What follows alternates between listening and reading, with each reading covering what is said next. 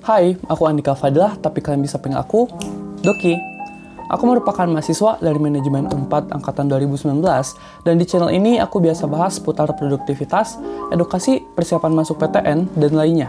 Buat kamu yang klik video ini, aku yakin pasti ada kegelisahan. Selama pandemi, gue udah ngapain aja ya? Dan mungkin pengen juga menghasilkan uang daripada gabut. Tapi kondisi pandemi ini membuat kita gak bisa kemana-mana. Well, kalau kamu sadar, justru banyak banget peluang yang bisa buat kita cuan walaupun kita dari rumah. Bahkan kita gak perlu ngeluarin tenaga fisik terlalu banyak untuk kegiatan online ini. Kuncinya kita hanya mengandalkan otak yang cerdik. Tapi tetap beberapa hal fisik juga dibutuhkan ya. Dan beruntung buat kamu yang nonton video ini, aku bakal share pengalamanku mendapatkan 20 juta selama pandemi. Plus, aku juga bakal kasih tips dan beberapa cara yang bisa membantu kalian untuk menghasilkan uang, dan semoga ini bisa menginspirasi kalian ya. Keep productive and stay at home. Tapi sebelum memulai videonya, kalian bisa support aku dengan cara klik like, komen, dan subscribe serta nyalain lonceng notifikasinya, karena kedepannya aku bakal upload video yang jauh lebih menarik dan lebih bermanfaat. Cerita awal aku bisa memperoleh penghasilan ini sebenarnya unexpected ya, gak ketebak gitu.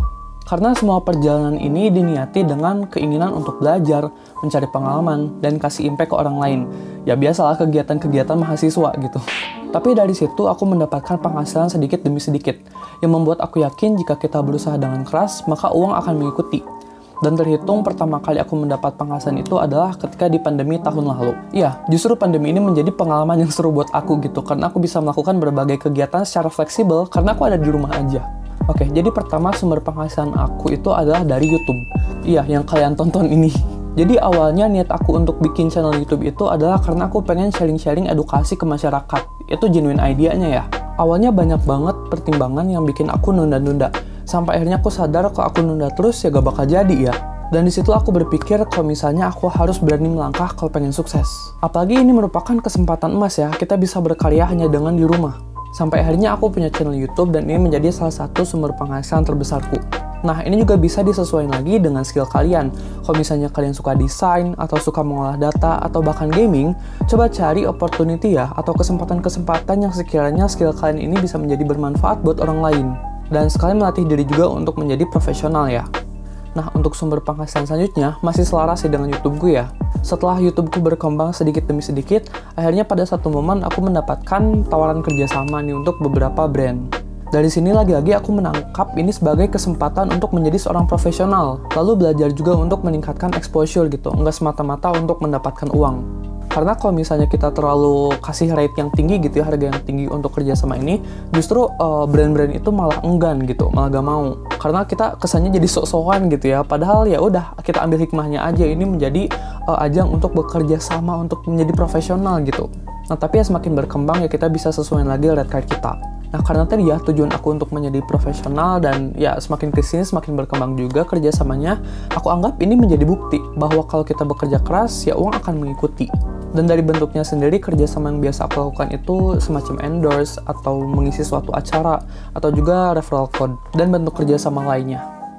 Nah sumber penghasilanku selanjutnya adalah di luar konten kreator ya, yaitu magang.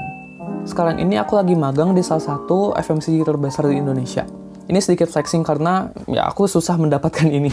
Nah, kalau di sini ini sebenarnya tuntutan mimpi aku ya untuk bisa kerja di perusahaan besar. Karena biasanya syarat yang dibutuhkan itu adalah punya pengalaman magang.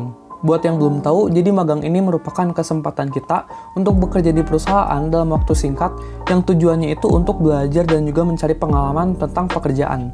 Dan tujuanku di sini itu masih sama ya seperti sebelumnya gitu, untuk mempercantik CV gitu dan juga mencari pengalaman kerja.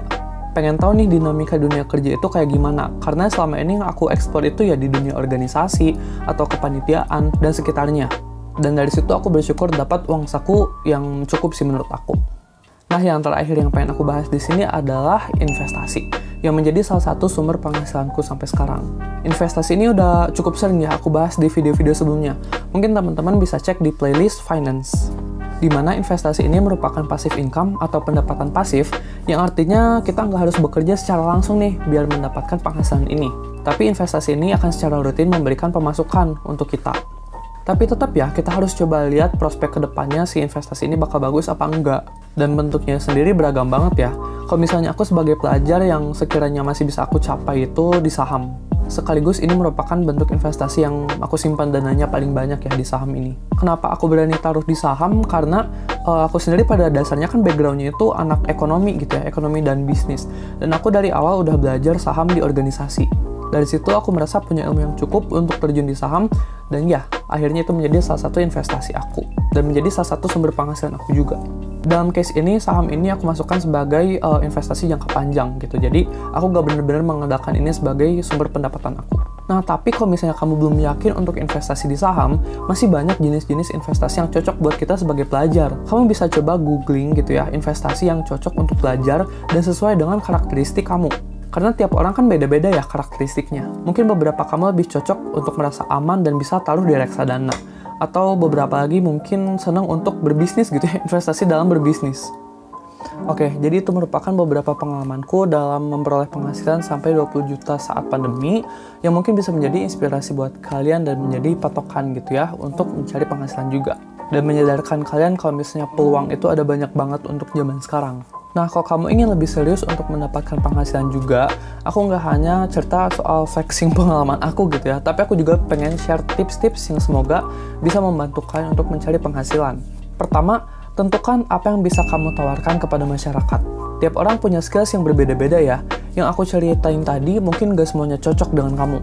Maka dari itu, coba kamu pikirin lebih dalam lagi gitu. Dalam kegiatan sehari-hari, atau di sekolah atau di kuliah, biasanya kamu tertarik di bidang apa sih? Misalnya kamu suka desain, maka kamu bisa tuh buka freelance desain. Atau kamu mungkin suka promosiin barang-barang gitu ya, ngeracunin orang gitu, kayak Shopee Haul gitu. Nah, kamu juga bisa coba jadi reseller, atau bahkan bikin bisnis sendiri. Di zaman sekarang itu, skill yang kita punya itu bisa banget diandalkan, dan kalau misalnya kalian bisa memanfaatkan ini dengan baik, itu bisa menjadi ladang untuk memberikan penghasilan buat kalian. So, cari tahu apa yang bisa kamu tawarkan. Selanjutnya, cari peluang. Sebagai pelajar, emang bukan kewajiban kita untuk mencari penghasilan. Maka dari itu emang agak sulit kalau misalnya kita hanya menunggu mencari pekerjaan atau uang datang gitu. Karena kita ya nggak dituntut-tuntut banget gitu untuk mendapatkan penghasilan. Nah, maka dari itu mulai sekarang kamu coba cari peluang yang memungkinkan kamu untuk mendapatkan pekerjaan atau bisa membuka bisnis gitu. Kamu bisa tawarin jasa yang kamu punya ini ke teman-teman kamu. Atau mungkin kamu pengen buka portofolio dengan membuka akun Instagram atau akun all shop misalnya, yang bisa menawarkan produk atau jasa kamu. Atau bahkan di zaman sekarang kan udah banyak tuh website atau aplikasi yang menampung para freelance untuk memberikan jasanya. Di TikTok juga aku sering nemu tuh cara-cara menghasilkan uang gitu, kayak baik itu yang mengeluarkan effort ataupun yang tidak. Yang penting kamu bisa memastikan kalau pekerjaan ini halal gitu ya, dan juga kamu harus berhati-hati. Selanjutnya, jadilah orang yang optimis dan tidak menunda-nunda. Ini merupakan common mistakes buat para pelajar gitu ya, dimana ya kita udah punya kegiatan di belajar gitu ya, di sekolah atau di kuliah gitu. Jadi ketika kita ingin fokus ke hal lain gitu ya, kayak misalnya untuk mencari penghasilan ini, ya kita merasa itu bukan tuntutan kita gitu, bukan hal yang wajib-wajib banget. Aku yakin pasti kamu pernah seenggaknya sekali kepikiran untuk buka usaha atau melakukan pekerjaan. Tapi kamu ragu sama kapasitas kamu, apa ini bisa dijalankan apa enggak ya, yang mana ujung-ujungnya jadi batal tuh rencananya.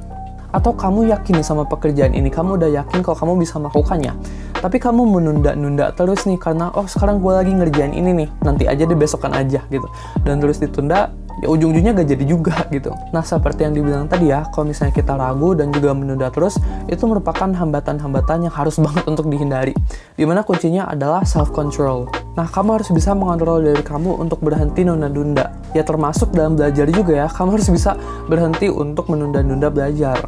Dan kamu juga harus yakin sama diri kamu, kalau misalnya kamu bisa sukses, kamu bisa melangkah, dan kamu bisa menjalankan rencana-rencanamu itu. Dan saranku seperti yang aku bilang tadi ya, coba bikin timeline terkait plan-plan kamu ini. At least dalam setiap minggu gitu ya, kamu pikirin harus ada progres apa sih. Oke, kesimpulannya dari pengalamanku tadi, sebenarnya ini merupakan perjalanan panjang dan bisa dibilang gak singkat ya. Dan itu membutuhkan kesabaran juga buat kita untuk bisa menghasilkan uang gitu. Karena status kita sekarang ini sebagai pelajar gitu, banyak hal-hal yang harus kita pelajari mumpung kita belum masuk ke dunia kerja sebenarnya. Jadi ini masa yang tepat untuk melakukan kesalahan. Dan dari situ teman-teman juga bisa implementasiin tips-tips yang aku kasih ya. Ingat, justru pandemi ini bisa menjadi peluang besar buat kita ya, daripada kita gabut atau buka TikTok misalnya terus-terusan. Oke, makasih buat teman-teman yang udah nonton video ini. Semoga video ini bermanfaat buat kalian. Dan untuk kedepannya, jika kalian gak mau ketinggalan video seperti ini, kalian bisa support aku dengan cara klik like, komen, dan subscribe, serta nyalain lonceng notifikasinya ya. See you guys on the next video. Bye-bye.